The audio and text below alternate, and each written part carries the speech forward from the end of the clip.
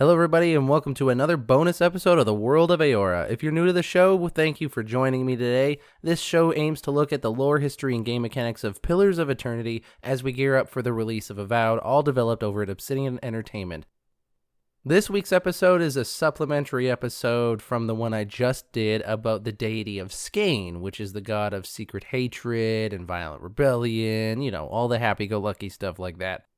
Today's episode will feature major spoilers for Pillars of Eternity 1, so if you are not looking to have anything in Pillars of Eternity 1 spoiled, I recommend skipping this short episode. We're going to be diving into a book called The History of Eora, Volume 10, The Man Who Would Be Skaen. And we're going to be diving into what it has to say and speculating on what it may or may not mean. With no news to go over, we're just going to jump straight into today's lore. I'm curious. What exactly did you find there? So in Pillars of Eternity 2 Deadfire, specifically the Forgotten Sanctum DLC, you enter into a region of the world where you have access to very esoteric knowledge. And there are a series of books that you can find within the library of this location that have pretty crazy lore about this world. It's called The History of Eora, Volumes 1 through 15, and each book has its own title.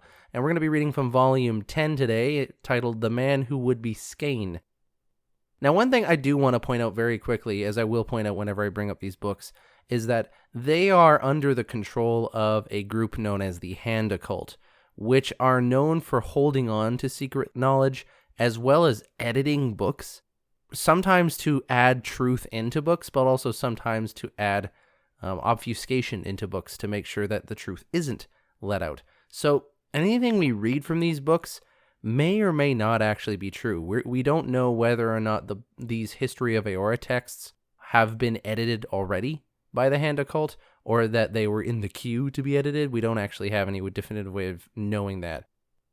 This book references how the god Skaen came into be. And if you haven't jumped away from this episode yet because you're worried about spoilers, leave now is your last warning. The book reads as follows. Kratos quickly installed himself as Nua's most favored advisor and set about tearing the Ingwithan establishment apart from within. So in this first opening line, we already have a lot to kind of touch on. The Ingwithan people are an ancient civilization, far more ancient than the old superpowers that we've talked about in other episodes. These guys are like thousands and thousands of years in the past, and they are no longer a civilization that's around. When you go into the lore and facts about the Ingwithan civilization from the past, you learn that they were very advanced in areas of animancy, which is basically science of the soul, and they had a very advanced society. And so it's kind of a mystery as to what made them disappear. Of course, those who've played the game we know, but we're not going to talk about that one today. Within the Ingwithan civilization, there was at one point a king known as Avowed Nua, who was a wise and good king for a long time, but he was driven mad at the death of his son. So Avowed Nua, in his madness, was he stopped being a good king. We'll dive into his story in another episode because it's pretty lengthy and it's worth talking about. But Avowed Nua, upset about his son's death, kind of is not a good king anymore. He starts to do some pretty shady things involving the death of a lot of his subjects.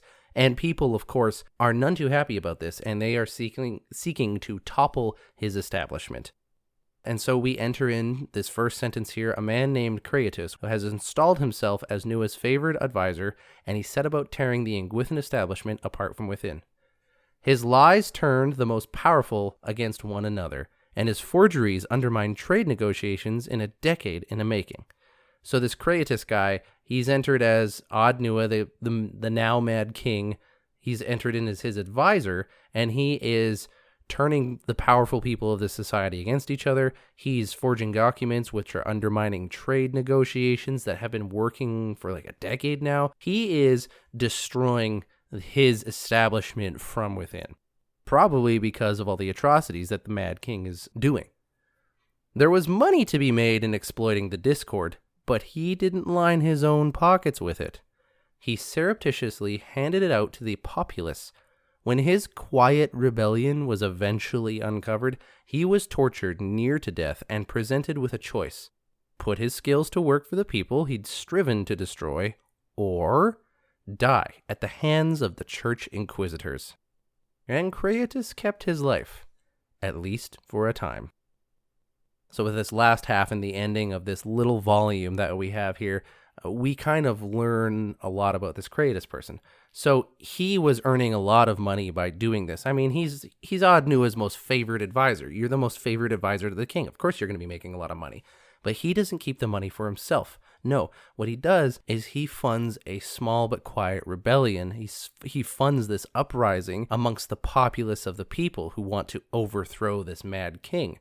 He, of course, is discovered, and he is given a choice to stay alive. I imagine because he was very useful.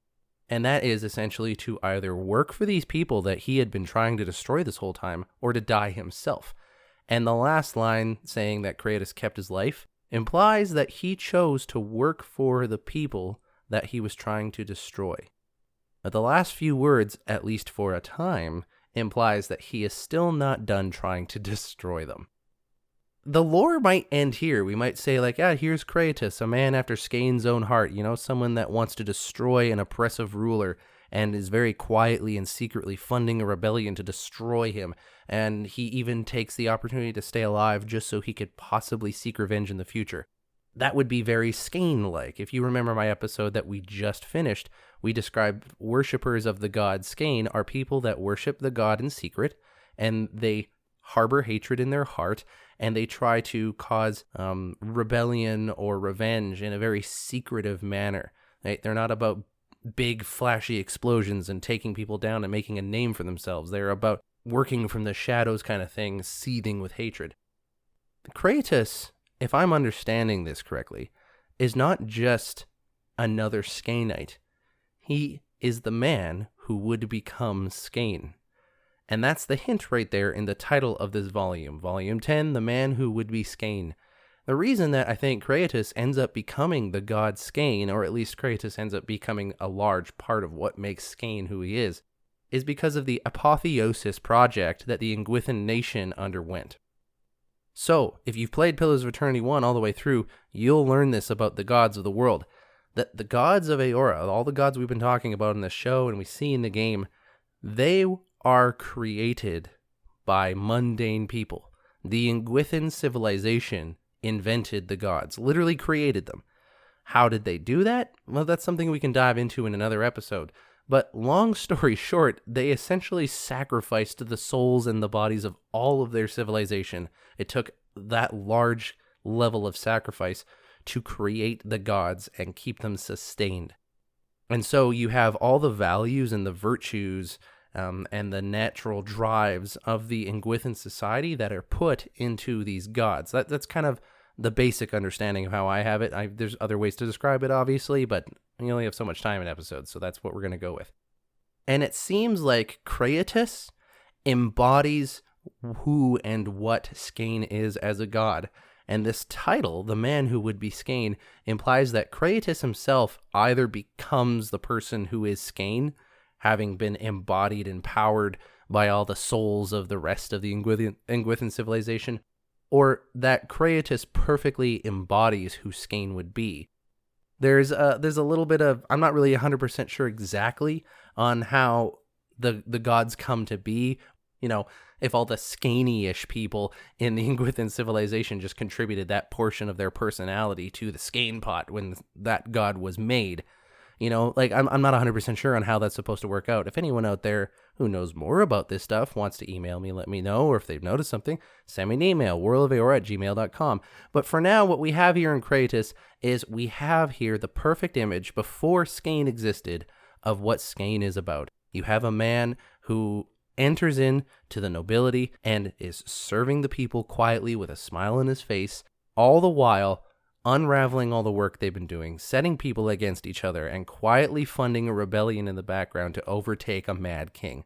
That is a Skaen thing, for straight out of a Skaen textbook. We talked about the Skaen scripture in the last episode, and that's straight out of it. That's exactly how it works. And Kratos is embodying what it means to be Skaen. And so he very well may actually be Skaen in the long run, whether or not he remembers it. That's everything for today's bonus episode. Thank you everyone for listening. It was really fun I love going through these History of Eora books because they get in some pretty esoteric stuff. And this thought that there could be one person who becomes the god Skaen, it makes me wonder if there's any ways to like go through a soul's past life and really see who these gods were before they became gods, if that's how it works. I find this kind of stuff interesting. But that's all we got for today. Does this have anything to do with Avowed? Not that I can think about, unless, of course, we meet Kratos in some way, shape, or form personally. I don't know how that might happen. There is a chance that Avowed could be set so far in the distant past from Pillars of Eternity that is happening in the Ingwithan times. There is a chance that could happen. The lore would allow it, obviously, and the people at Obsidian can do what they want. So there's a chance they might actually do that. I don't think so, but you never know. We haven't gotten any information yet, so we don't know what the game's going to be set in. Anyways, that's all we're going to talk about. Thanks everyone for listening. If you want to send me an email, you can reach me worldofaora@gmail.com or follow me on Twitter @worldofaora. Thanks everybody. I've been your host Eric, aka Gingerino, and I'll see you guys next time.